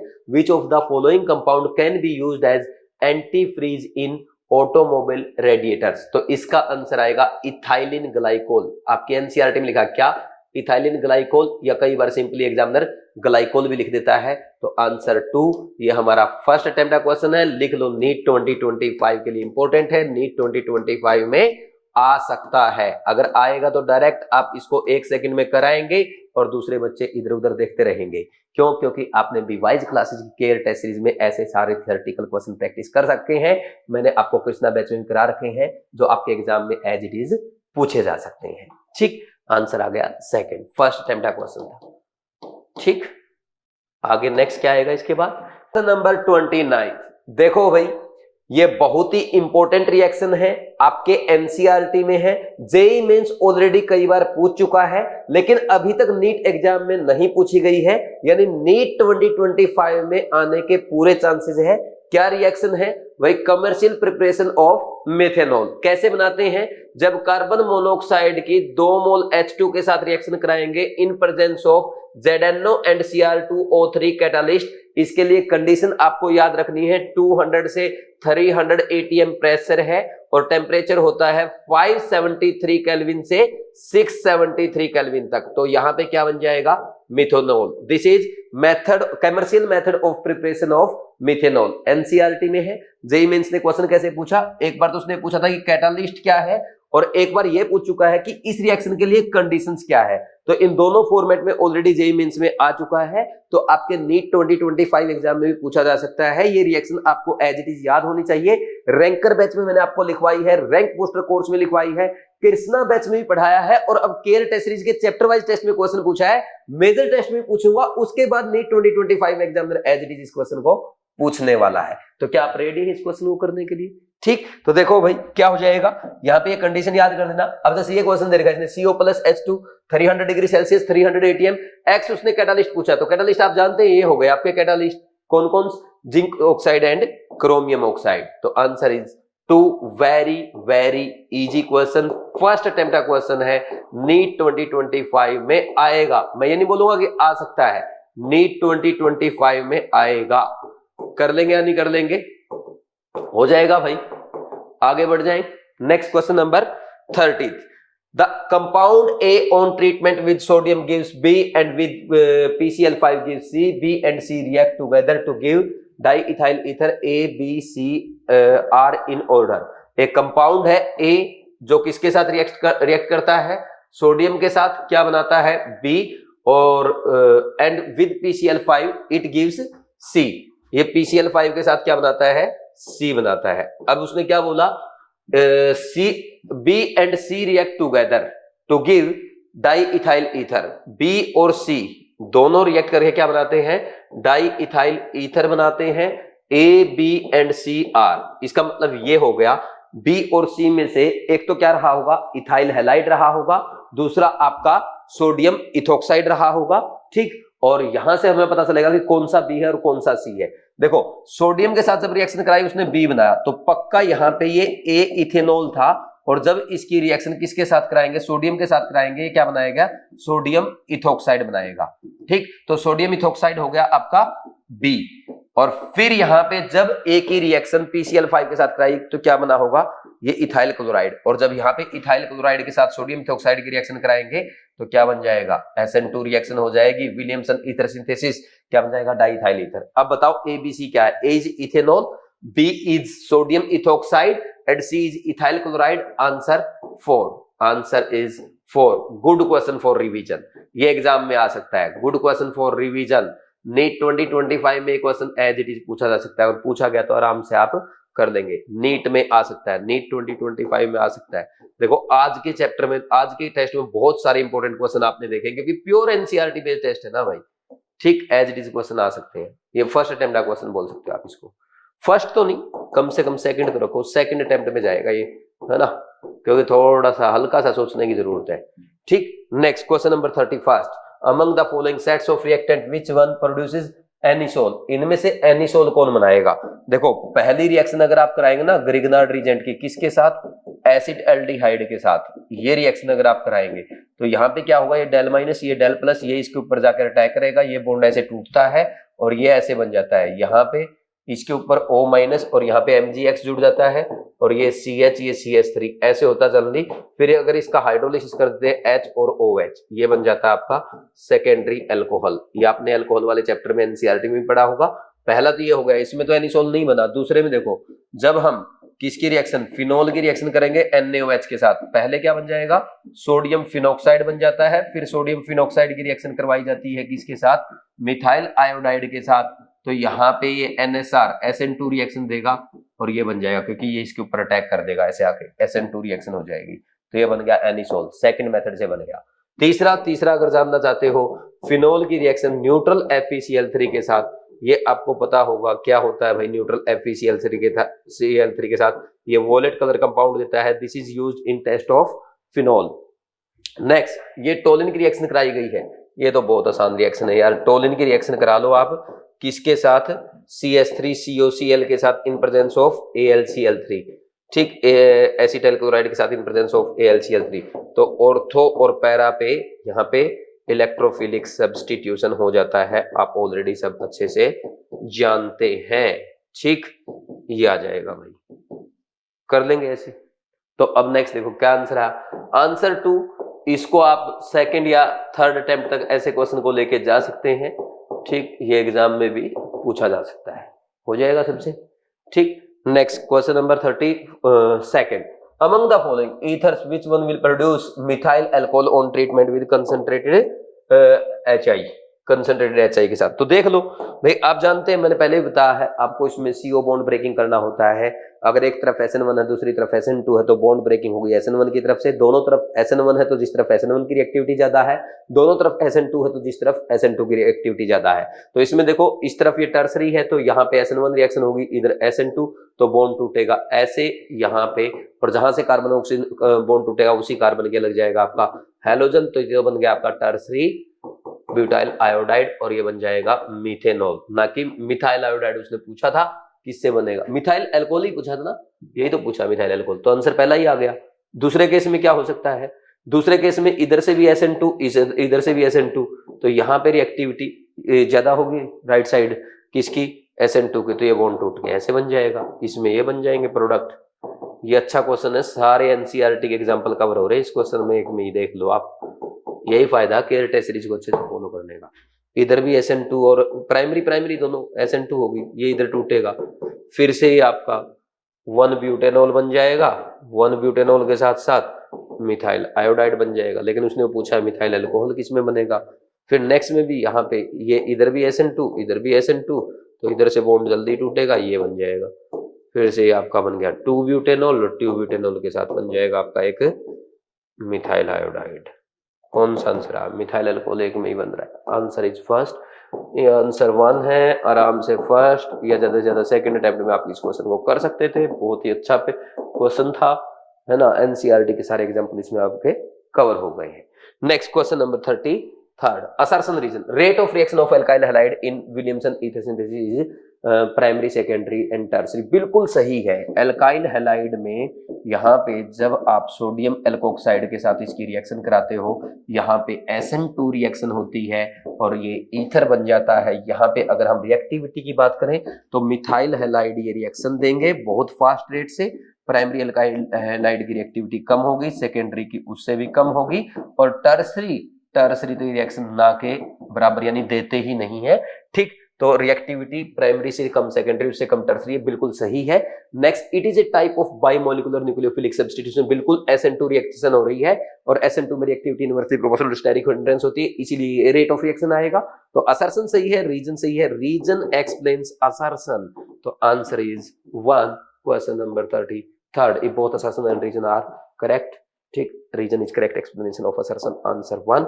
ये आपका फर्स्ट अटेम्प्ट का क्वेश्चन था, गुड क्वेश्चन है ना, good question for NEET, good question for NEET exam, यानी नीट 2025 में ऐसा इजी असर्शन रीजन क्वेश्चन आ सकता है। ठीक, नेक्स्ट इसके बाद question number 34, which of the following compound will be formed when methoxybenzene is reacted with HBr? मिथोक्सीबेंजीन का मतलब ये है, यहाँ पे ये हो गया मिथोक्सीबेंजीन, इसकी रिएक्शन HBr के साथ करेंगे, HX के साथ, ये ईथर है, कार्बन ऑक्सीजन बॉन्ड ब्रेक होना है, यहाँ पे ऑक्सीजन का लोन पेयर रेजोनेंस में रहेगा, पार्शियल डबल बॉन्ड करेक्टर आएगा, तो ये कार्बन ऑक्सीजन बॉन्ड ज्यादा स्ट्रॉन्ग बॉन्ड होगा, इसको तोड़ना मुश्किल होगा, तो अब ये बात ये बॉन्ड टूटेगा, तो यहाँ पे ये ऐसे आ जाएगा, फिनोल और मिथाइल ब्रोमाइड बन जाएगा। गुड क्वेश्चन है, अच्छा क्वेश्चन है, नीट एग्जाम में आया है, पहले भी जेईई मेंस में भी आया है, आगे भी पूछा जा सकता है। तो बनता क्या क्या है, फिनोल प्लस ब्रोमो मिथेन बन जाएगा। Answer is 1, answer is 1, first attempt का क्वेश्चन है। और मैं तो कहता हूं एग्जामिनर को पता है पहले ही ऑप्शन में क्या करना चाहिए, फिनोल एंड ब्रोमो इथेन लिख देना चाहिए, यहाँ पे एम हटा देना चाहिए, कई बच्चे तो इसको भूल जाएंगे, है ना, ध्यान नहीं देंगे, देखा फिनोल, हाँ फिनेल ब्रोमो मिथेन ही लिखा हुआ, सही कर देंगे। तो ध्यान से पढ़ना थोड़ा सा, मतलब एग्जामिनर चाहे तो यहाँ पे आपसे मिस्टेक करा सकता है ब्रोमो इथेन लिख के, ठीक, इस बात का ध्यान देना आपको। कर देंगे या नहीं कर देंगे? आंसर 1, फर्स्ट अटेम्प्ट का क्वेश्चन था। नेक्स्ट क्वेश्चन नंबर आपका 35, formation of methyl tertiary butyl ether by the reaction of sodium tertiary butoxide and methyl bromide involves. ये बोल रहा है हम रिएक्शन करा रहे हैं मिथाइल ब्रोमाइड की विद द हेल्प ऑफ कौन सा, टर्सरी, ये है आपका tertiary butoxide, sodium tertiary butoxide, this is sodium tertiary butoxide. एक सेकेंड, ठीक, ये मिथाइल हैलाइड है, तो ये इसके ऊपर आकर के अटैक करेगा, तो आराम से ये आपकी मिथाइल टर्सरी ब्यूटाइल ईथर बन जाएगा, इसमें कोई दिक्कत है नहीं। क्यों बनाइए? क्योंकि यहाँ पे SN2 रिएक्शन हुई है, NSR हो रही है, न्यूक्लियोफिलिक सब्स्टिट्यूशन है, विलियमसन ईथर सिंथेसिस रिएक्शन है। Answer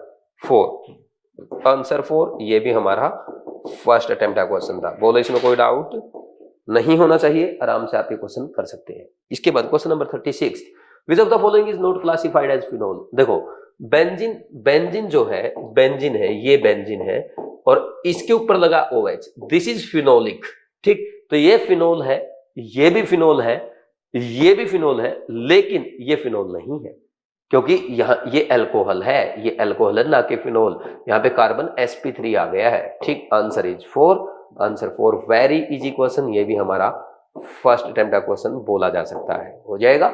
next question number 37, order of acidic strength. आप जानते हैं acidic strength directly proportional two electron withdrawing group होता है, inversely proportional electron donating group होता है, यानी -m-i के डायरेक्टली प्रोपोर्शनल, +m+h+i के इनवर्सली प्रोपोर्शनल होती है। यहाँ पे ये लगा है पैरा पे -m, ये -m और ये +h का काम करेगा, +i का काम करेगा, और यहाँ कुछ नहीं लगा है, तो दो सबसे ज्यादा रिएक्टिविटी तो इन दो एसिडिक स्ट्रेंथ दोनों की हो जाएगी, और इन दोनों में एक ही हो जाएगी। एक ही क्यों? फिनोल थोड़ा सा ज्यादा एसिडिक होता है, सॉरी पैरानाइट्रोफिनोल जो है वो थोड़ा सा ज्यादा एसिडिक होता है ऑर्थोनाइट्रोफिनोल से। इसके पीछे का रीजन ये है क्योंकि due to intramolecular hydrogen bonding क्या हो जाएगा, ये ऑर्थोनाइट्रोफिनोल का जो H है वो हाइड्रोजन बॉन्डिंग में इन्वॉल्व हो जाएगा, और जिसके कारण इसकी एसिडिक स्ट्रेंथ थोड़ी सी कम रहेगी। ये आएगा ऑर्डर। बोलो कोई डाउट है क्या? कर सकते हैं या नहीं कर सकते? ठीक, तो आंसर, अच्छा यार इसने मैंने उल्टा लिख दिया, अब वैसे तो कोई बात नहीं है, ठीक, चलो इसको थोड़ा ठीक कर देते हैं। यहाँ ऐसे मत लिखो एग्जाम्पल को, आप एक काम करो, इनको एग्जाम्पल को थोड़ा सेट कर लो। ये NO2 वाला यहाँ आएगा और ये ऑर्थोनाइट्रोफिनॉल वाला थोड़ा दूसरे नंबर पे जाएगा due to intramolecular hydrogen bonding, और ये सबसे पीछे आएगा। ये ऑर्डर हो जाएगा जैसे उसने लिख रखा डिक्रीजिंग, सबसे ज्यादा किसका, ए का, उससे कम बी का, उससे कम डी का, और सबसे कम सी का। A B D C, answer 2, answer 2, answer 2। Very easy, first attempt का क्वेश्चन है, ठीक, बिल्कुल lollipop question. Next question number, अच्छा इसमें मैंने हाँ हाइड्रोजन बॉन्डिंग बता दी, ऑर्थोनाइट्रोफिनॉल में हाइड्रोजन बॉन्डिंग होती है, intramolecular hydrogen bonding. Next, the major product in the following reaction. भाई इसने क्या है, पहले एक्वस के OH, इसमें तो कुछ भी नहीं है, ये तो बहुत इजी क्वेश्चन है। अभी इस पैटर्न क्वेश्चन किया था आपने, बस उसमें मिथाइल नहीं लगा था। इसकी रिएक्शन पहले NaOH के साथ कराओ तो क्या बन जाएगा, यहाँ पे एसिड बेस रिएक्शन हो जाएगी, ये सोडियम फिनॉक्साइड बनता है। फिर इसकी रिएक्शन मिथाइल आयोडाइड के साथ करा रहा है तो ये इसके ऊपर अटैक कर देगा और ये NSR रिएक्शन हो जाएगी, SN2 रिएक्शन इसको बोलते हैं हम लोग। ये बन जाएगा, कौन सा आंसर आया जल्दी देखो, ये आ जाएगा third answer, answer is third.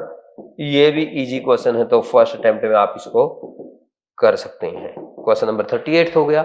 Next question number 39 में identify an appropriate reagent for the conversion of alcohol to carboxylic acid. देखो अल्कोहल को हमें किसी में कन्वर्ट करना है, प्राइमरी अल्कोहल को, conversion of alcohol to carboxylic acid. Generally primary alcohol का ही एसिड बना जाता है। इसके दो मेथड है, देखो स्ट्रॉन्ग ऑक्सीडाइजिंग एजेंट लेना पड़ेगा, या तो आप KMnO4 यूज करें, KMnO4H+, या K2Cr2O7H+ यूज करें, या सबसे बेस्ट एक और होता है आपका CrO3H2SO4, this is called Jones reagent. ये आपके NCERT में है, याद करना है। और यही अगर हम लोग प्राइमरी अल्कोहल की रिएक्शन किसके साथ कराते हैं, PCC के साथ कराएंगे, या CrO3 के साथ कराएंगे, या कॉपर के साथ कराएंगे 573 केल्विन पे, यहाँ पे ओनली एल्डिहाइड बन के रह जाएगा, ठीक है ना। तो बताओ कौन सा यूज हुआ, answer is 4। Good question, NEET exam के लिए एक इंपॉर्टेंट कन्वर्जन आपका ये है, आंसर 4 फर्स्ट अटेम्प्ट का इजी क्वेश्चन था, उम्मीद आपने कर भी लिया होगा, ठीक। नेक्स्ट इसके बाद कौन सा क्वेश्चन है, क्वेश्चन नंबर 40। ये देखो, कंसीडर द फॉलोइंग कन्वर्जन, इसमें पूछा कौन सा है, NCERT का भाई। ये देखो ये डायरेक्ट NCERT या कन्वर्जन आपसे पूछा गया है। नीट 2025 के लिए आप बोल सकते हैं कि ये एग्जाम में एज इट इज आ सकता है, तो इसलिए एक बार आप इसको जरूर पढ़ के जाएं। आपने पढ़ी होगी ये रिएक्शन, जब हम फिनोल की रिएक्शन किसके साथ कराएंगे, Na2Cr2O7 के साथ कराएंगे, Na2Cr2O7 के साथ इन प्रेजेंस ऑफ H2SO4, तो यहाँ पे क्या बनता है, यहाँ बनता है आपका बेंजोक्विनोन, ये बन जाएगा, ठीक। और X क्या हो गया, पहला दूसरा नहीं हो सकता, तीसरा ये आ जाएगा, answer is third, answer is third. ये फर्स्ट अटेम्प्ट का क्वेश्चन है, अगर आपने एक बार पढ़ा है, जैसे आपने केयर टेस्ट सीरीज में किया है, एग्जाम में आएगा तो आप इसको एज इट इज कर लेंगे। तो एज इट इज क्वेश्चन ऐसे आपको केयर टेस्ट सीरीज से देखने को मिलेंगे, क्योंकि इसमें सारे क्वेश्चन मैं आपको प्योर NCERT बेस्ड कराता हूँ, ठीक। यही फायदा है भाई केयर टेस्ट सीरीज को अच्छे से फॉलो करने का, सारी NCERT कवर हो जाती है, ठीक।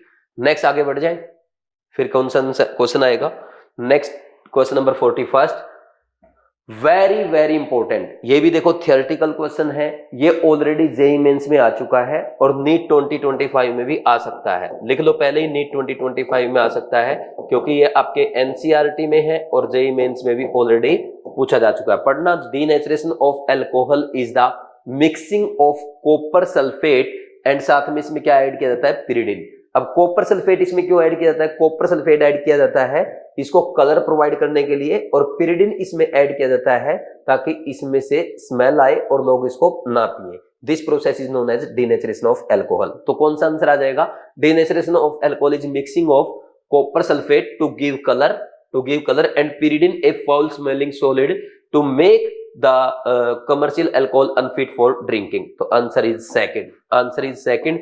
ऑलरेडी JEE मेंस में आ चुका है, आपके NCERT में ही है। प्लीज इस थियोरेटिकल पॉइंट को जरूर पढ़ के जाएं, एग्जाम में आ सकता है। एक तो कमर्शियल अल्कोहल वाला पॉइंट जो मैंने आपको बताया था, CO+2H2 की रिएक्शन कराएंगे मिथेनॉल बनाने के लिए जिंक ऑक्साइड और Cr2O3 कैटालिस्ट की प्रेजेंस में। कंडीशन उसकी थी 200 से 300 ATM और 573 केल्विन से 673 केल्विन टेम्परेचर। दूसरा पॉइंट ये denaturation of alcohol is the mixing of copper sulphate to provide colour and pyridine to provide foul smelling gas to make the commercial alcohol unfit for drinking. इन दोनों में से एक question 101% NEET 2025 exam में आपको as it is देखने को मिलेगा। ठीक, नेक्स्ट इसके बाद question number 42, which of the following compound will react with sodium hydroxide solution in water? इनमें से सोडियम हाइड्रोक्साइड के साथ कौन सा रिएक्ट करेगा? भाई फिनोल की रिएक्शन कराओगे ना आप, फिनोल तो रिएक्शन कर जाएगा वाटर के साथ। क्या बना लेगा? सोडियम फिनोक्साइड बना लेगा और क्या बना देगा? वाटर बना देगा। लेकिन कोई अदर एल्कोहल, सिंपल ये इथेनॉल है, प्रोपेनॉल है, इनकी रिएक्शन अगर NaOH के साथ कराएंगे तो यहाँ पे ये रिएक्शन नहीं होती है। क्यों नहीं होती? क्योंकि हम जानते हैं water is more acidic then alcohol, और वाटर अल्कोहल से ज्यादा एसिडिक है, तो कोई भी एसिडिक सब्सटेंस बेस के साथ रिएक्शन करके अपने से ज्यादा एसिडिक सब्सटेंस थोड़ा बना देगा। तो ध्यान रखना, acidic strength of phenol is क्या होता है? More than water which is more than alcohol. तो इसलिए अल्कोहल यहाँ पे ये तीनों ही अल्कोहल रिएक्शन नहीं करेंगे, जबकि ये कर जाएगा। तो फिनोल रिएक्शन करता है, आंसर 1। ये हमारा फर्स्ट अटेम्प्ट का क्वेश्चन है। अच्छा क्वेश्चन है, ऐसे क्वेश्चन एग्जाम में पहले भी आते रहे हैं, आगे भी एग्जामिनर पूछ सकता है। ठीक, नीट 2025 में भी आ सकता है। Next question number 43, match the column. या यूपीएससी नेम दे रखे हैं भाई, यूपीएससी नेम देके आपसे कॉमन नेम पूछ लिया है। सबसे पहला 4-मिथाइल फिनोल, 4-मिथाइल फिनोल, इसका मतलब क्या है? Four methyl phenol, this is paracresol, this is paracresol. A का मैच कर गया पैराक्रिसोल के साथ। दूसरा बेंजीन 1,2-डाइओल, इसको आप कैटेकोल बोलते हैं, कैटिकोल बोल दो, कैटेचोल बोल दो, जो आपको अच्छा लगे। तीसरा, ये आपके सारे स्ट्रक्चर एनसीईआरटी में है। बेंजीन 1,4-डाइओल था, सॉरी, इसमें पहले में 1,4-डाइओल था, सेकंड वाले में मतलब इस 1,4-डाइओल वाले को बोलते हैं क्यूनोल, और जिसमें 1,2-डाइओल आ जाएगा दैट इज कॉल्ड कैटेकोल। लो, ये कैटेकोल। और फोर्थ क्या हो जाएगा? 2-मिथाइल फिनोल, 2 पे ये ऑर्थोक्रिसोल कहलाएगा, है ना, orthocresol. Very easy questions, very easy options. तो क्या आंसर आएगा? ए का मैच कर गया किसके साथ? 4 के साथ, पैराक्रिसोल। बी मैच कर गया आपका क्यूनोल के साथ 2, और बेंजीन 1,2-डाइओल मैच कर गया आपका कैटेकोल के साथ 1, 2-मिथाइल फिनोल मैच कर गया आपका ऑर्थोक्रिसोल के साथ, यानी थर्ड के साथ। 4-2-1-3, आंसर 1, आंसर 1। फर्स्ट अटेम्प्ट का क्वेश्चन है, वेरी वेरी इजी क्वेश्चन, कोई भी बच्चा इसको आराम से कर सकता है। नेक्स्ट है question number 44, phenol assertion reason का क्वेश्चन है। Phenol reacts with methyl iodide in presence of NaOH to form methoxybenzene. बिल्कुल सही स्टेटमेंट है, थोड़ी देर पहले हमने पढ़ा भी था। देखो भाई, फिनोल क्या करेगा? पहले तो है ना NaOH के साथ क्या कर लेगा? एसिड बेस रिएक्शन देगा, और यहाँ पे बन जाएगा सोडियम फिनोक्साइड सोल्ट। अब सोडियम फिनोक्साइड सोल्ट में जो ये फिनोक्साइड आयन है ना, ये न्यूक्लियोफाइल का काम करेगा और ये आकर के इसके ऊपर अटैक कर देगा। तो यहाँ पे ये SN2 रिएक्शन हो जाएगी, और क्या बन जाएगा? मिथॉक्सीबेंजीन बन जाएगा, यानी एनिसोल बन जाएगा। तो असर्शन तो बिल्कुल सही है। ठीक, रीजन देखो, phenoxide is better nucleophile than phenol. देखो ये बोल रहा है कि जो फिनोक्साइड आयन है, ये जो फिनोक्साइड आयन है, it is better nucleophile than phenol. बिल्कुल सही, इसमें कोई डाउट नहीं है। ये न्यूट्रल है, ये एनायनिक है, anionic are always better nucleophile, इसमें भी कोई डाउट नहीं है। रीजन भी सही है। अब देखो, assertion correct, reason correct. Question ये है, क्या रीजन असर्शन को एक्सप्लेन कर रहा है? बिल्कुल एक्सप्लेन कर रहा है। क्यों? क्योंकि फिनोल की डायरेक्ट रिएक्शन अगर हम मिथाइल आयोडाइड के साथ कराते तो यहां पे एनिसोल नहीं बनता, लेकिन जैसे ही हमने NaOH की प्रेजेंस में कराई तो क्या हुआ? फिनोल ने NaOH के साथ एसिड बेस रिएक्शन करी, जिसके कारण सोडियम फिनोक्साइड बना, और ये फिनोक्साइड आयन जो है यहाँ पे ये अच्छे न्यूक्लियोफाइल का काम कर रहा है, और अच्छे न्यूक्लियोफाइल का काम करते हुए मिथाइल आयोडाइड के साथ SN2 रिएक्शन से यहाँ पे ये आपका मिथॉक्सीबेंजीन यानी एनिसोल बना रहा है। क्या डायरेक्ट फिनोल ये काम कर सकता था मिथाइल आयोडाइड के साथ? नहीं कर सकता था। क्यों नहीं कर सकता? Because it is poor nucleophile than sodium poor nucleophile than phenoxide. तो फिनोक्साइड अच्छा न्यूक्लियोफाइल है, इसकी वजह से रिएक्शन हुई है। तो असर्शन करेक्ट है, रीजन करेक्ट है, रीजन एक्सप्लेन्स असर्शन। शानदार क्वेश्चन है, एग्जाम में आने लायक क्वेश्चन है।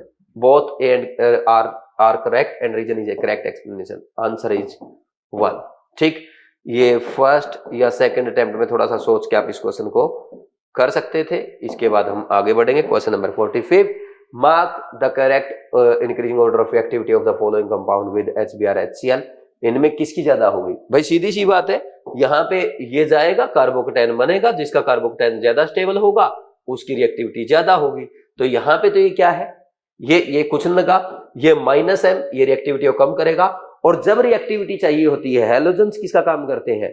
-I का काम करते हैं। तो सबसे ज्यादा रिएक्टिविटी होगी फर्स्ट की, उससे कम होगी थर्ड की। अच्छा, डिक्रीजिंग ऑर्डर में लिखना है तो हम ऐसे लिख देंगे, फर्स्ट की रिएक्टिविटी सबसे ज्यादा, थर्ड की उससे कम, और सेकंड की सबसे कम हो जाएगी। ये ऑर्डर ऑफ रिएक्टिविटी का ऑर्डर आ जाएगा, क्योंकि यहाँ पे सब में क्या बनने वाला है? कार्बोकेटाइन बनेगा। भाई ये आप रिएक्शन करा रहे हो ना, ऐसे ये ऐसे रिएक्शन कराई आपने HX के साथ, तो पहले क्या होगा? ये H+ पे अटैक करता है ना जाकर के ऑक्सीजन का लोन पेयर, फिर यहाँ पे ये पानी निकल जाता है, कार्बोकेटाइन नहीं बनेगा ऐसे। तो जिसका कार्बोकेटाइन ज्यादा स्टेबल उसकी रिएक्टिविटी ज्यादा, तो सबसे ज्यादा 1 का, उससे कम 1 से कम 3 का, 3 से कम 2 का। Answer is 3rd। Good question, easy question है, आराम से कर सकते थे। फर्स्ट या सेकंड अटेम्प्ट में आप कर सकते हो ऐसे क्वेश्चन को। ये 45th हो गया भाई। नेक्स्ट कौन सा आएगा? 46th। The vapour of which of the following alcohol if passed over heated copper at 573 kelvin will produce alkene. देखो, प्राइमरी अल्कोहल अगर है, ये कॉपर 573 केल्विन के साथ क्या देते हैं? एल्डिहाइड देते हैं। दूसरी तीसरी बार मैं आपको करवा रहा हूं। सेकेंडरी अल्कोहल अगर है, ये कॉपर 573 के साथ कीटोन देते हैं। और यही अगर आपने टर्सरी अल्कोहल ले लिया, इसमें डिहाइड्रेशन हो जाता है और क्या बन जाता है? एल्कीन। बताओ कौन सा आंसर आएगा? बताओ। ये प्रोपेन-2-ऑल ये सेकेंडरी अल्कोहल है, 2-मिथाइल-1-प्रोपेनॉल ये प्राइमरी अल्कोहल है, प्रोपेन-1-ऑल प्राइमरी अल्कोहल है, 2-मिथाइल-2-प्रोपेनॉल ये टर्सरी अल्कोहल है। Answer is 4। Answer is 4। ये भी आपका फर्स्ट अटेम्प्ट का क्वेश्चन हो जाएगा ऐसे। Next question number 47, which of the following is most acidic. इनमें मोस्ट एसिडिक बताना है। सबसे पहली बात तो ये तो अल्कोहल है, ये फिनोल, ये फिनोलिक, ये फिनोलिक। ठीक, तो इनमें सबसे ज्यादा एसिडिक तो ये फिनोलिक होंगे। ठीक, वो तो सबसे कम एसिडिक होगा, 1 के सबसे कम हो गई। अब इन तीनों में देखो, यहाँ पे ये -M लगा, ये +H या +I बोलो इसको, और यहाँ पे कुछ नहीं लगा। तो फर्स्ट से ज्यादा किसकी होगी? 4th की, और 4th से ज्यादा जो रिएक्टिविटी एसिडिक स्ट्रेंथ है वो 2nd की, और सबसे ज्यादा 3rd की। तो ये एसिडिक स्ट्रेंथ का ऑर्डर आएगा।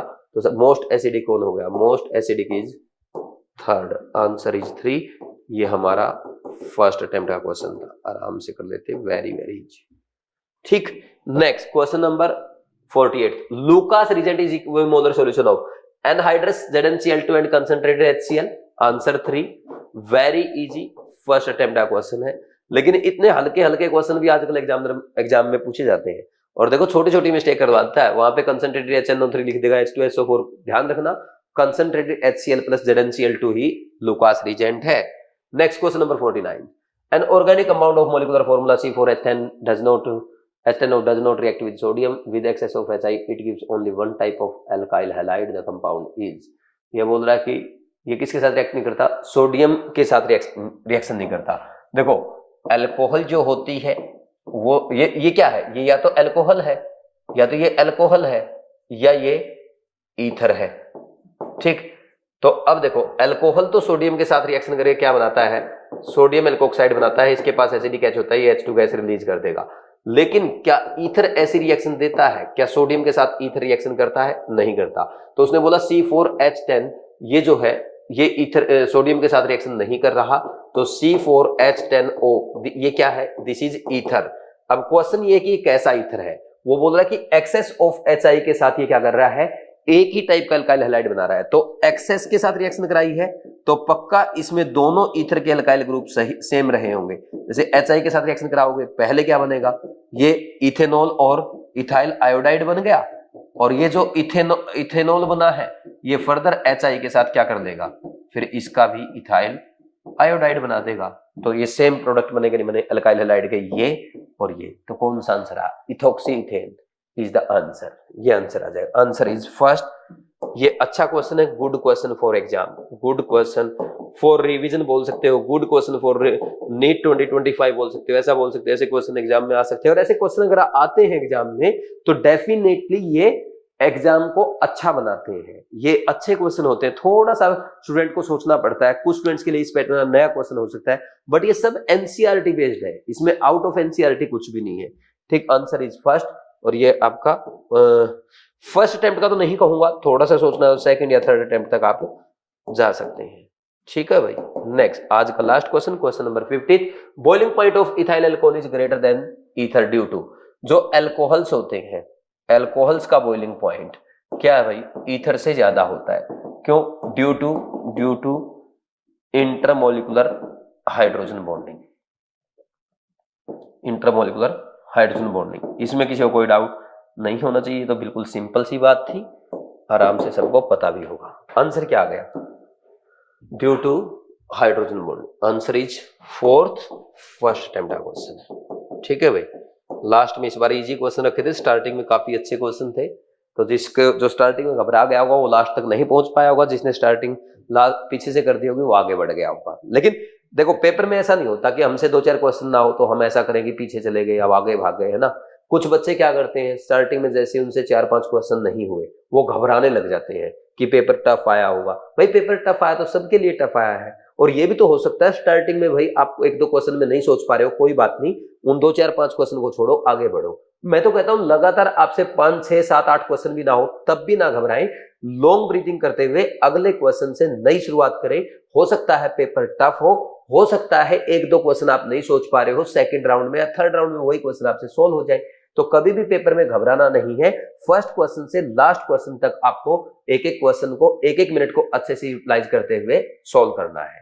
देखो जैसे क्रिकेट में जो बैट्समैन फर्स्ट बॉल से लास्ट बॉल तक पेशेंस के साथ खेलता है वो अच्छे रन बनाता है, और जो पहले ही हड़बड़ी स्टार्ट कर देता है वो जल्दी आउट होकर पेविलियन चला जाता है। तो हमें जल्दी पेविलियन नहीं जाना है, हमें अच्छे रन बनाने हैं, अच्छा स्कोर करके अच्छी रैंक लाना है। तो उसका मेथड ये है कि पेशेंस के साथ एक एक क्वेश्चन को अच्छे से सोल्व करो, पेशेंस के साथ एक एक मिनट को अच्छे से यूटिलाइज करो। ठीक है भाई, तो लगे रहो, मेहनत करते रहो, ऐसे ही आगे बढ़ते रहो, एक एक टेस्ट को अच्छे से अटेम्प्ट करो, वीडियो सॉल्यूशन देखो, अपने मिस्टेक्स इंपॉर्टेंट पॉइंट लिख के उनको रिवाइज करो, और एग्जाम में अच्छा स्कोर करके अपने ड्रीम कॉलेज में जाओ, अपने मम्मी पापा का नाम रोशन करो। Thank you very much, all the best.